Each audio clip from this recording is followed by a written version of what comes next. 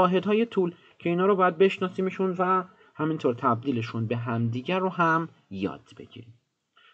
بچه‌ها یه چیز جالب هم بدونید.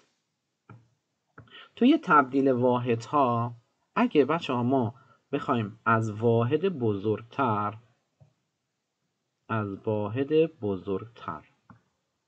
بریم به واحد کوچکتر،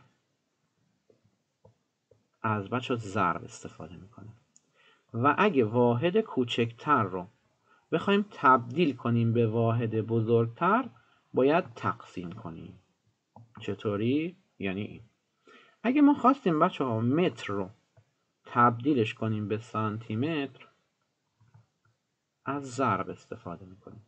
یعنی اگه گفت 3 متر میشه چند سانتی متر، میگیم خب 1 متر مساویه با 100، پس 3 تا 100 تا میشه 300 سانتی متر. حالا برعکسش،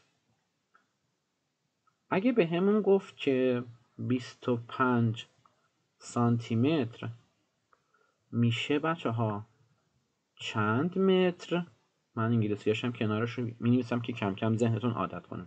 گفتیم که باید چیکار کنیم؟ تقسیم کنیم. پس میایم 25 رو بچه‌ها تقسیم بر، حالا چند کنیم؟ تقسیم بر 100 میکنیم.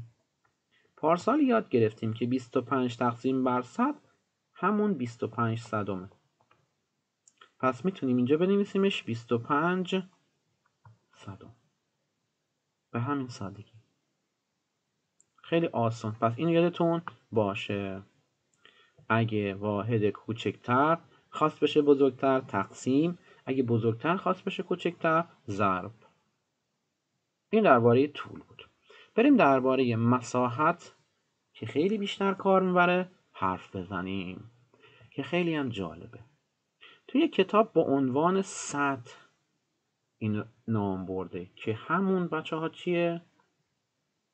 یه دندون دیگه هم بدیم غلط املایی نداشته باشیم. همون مساحت چیه؟ بچه طول یک بعدی بود، این رو هم یادم رفت بگم، یعنی فقط یک بعد رو اندازه میگیره.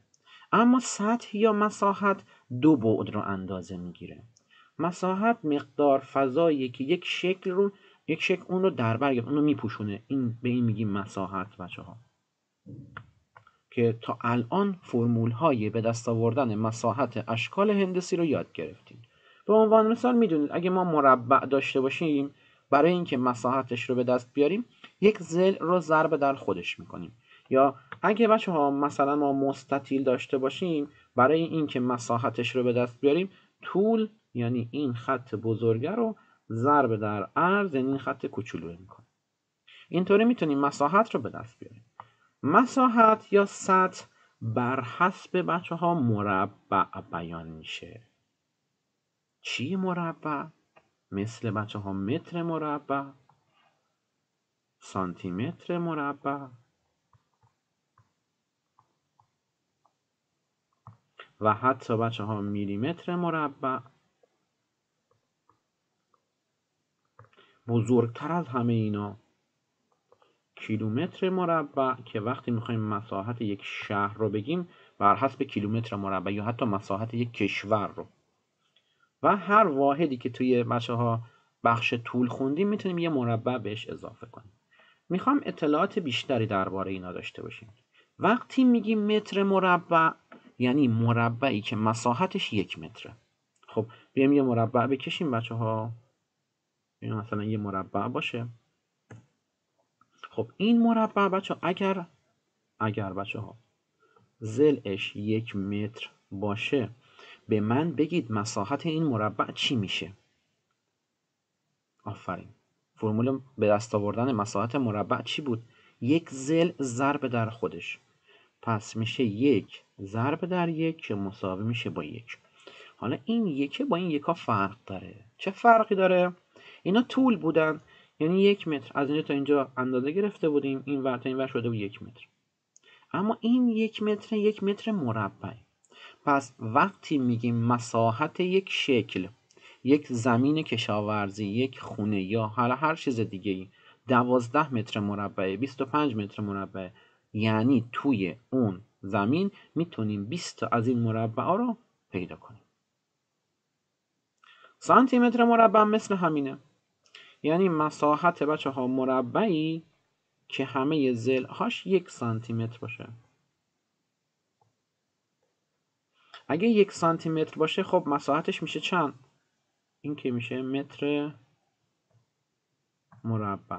1 سانتی متر یعنی 1 ضرب در 1 سانتی متر ضرب در 1 سانتی متر مساوی میشه با 1، اما 1 سانتی متر مربع.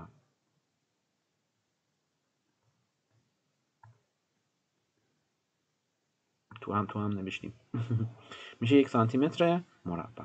حالا به من بگید میلیمتر مربع چیه؟ با تمام این تعریفایی که برای متر مربع و سانتی متر مربع آوردیم خب ساده میشه مربعی که بچه ها تمام ضلع‌هاش 1 میلیمتر باشن.